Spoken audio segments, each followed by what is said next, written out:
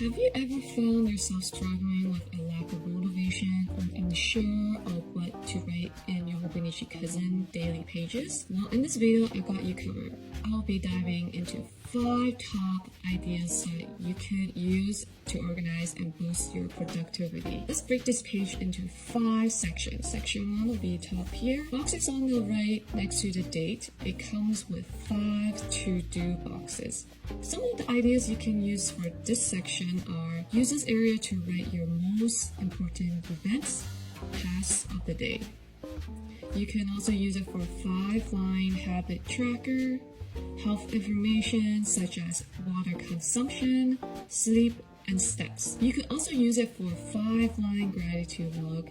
And lastly, you can also use it to draw a header for the day. Section number 2. The hours are fairly fainted outlined on the left-hand side. Ways you can use this section are writing out your pre-planned commitments, events, and appointments. It can also be used as a time log of how your day actually went. And lastly, you can also use this outline for how you want to use the time, such as time blocking. Section number 3. Lots of possibility because there's so much space here. You can use this for rapid logging of tasks in a bullet journal style.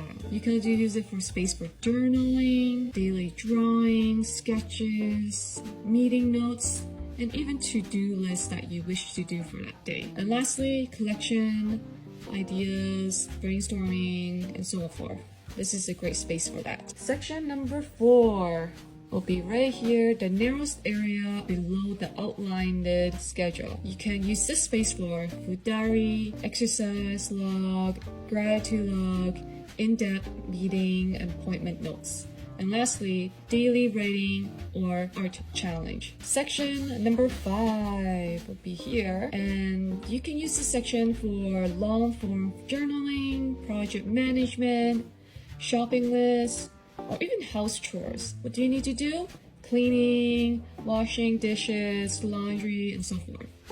You can use it for notes for that coming day, ideas, inspirations, important notes, project notes, work or school to-do lists. If you ever lose motivation to use a planner, that's okay. Use this opportunity to fill it with meaningful memories, personal thoughts, or even those little memos you have meaning to keep. Your planner is unique to you and your personal life, and there's no right or wrong way to document it. And also be kind to yourself and embrace your own pace. I hope this helps, and don't forget to like this video for more planning related video and subscribe. Really helps my channel a lot. And also comment below, I'm curious. Let me know what other planning struggles are you currently having.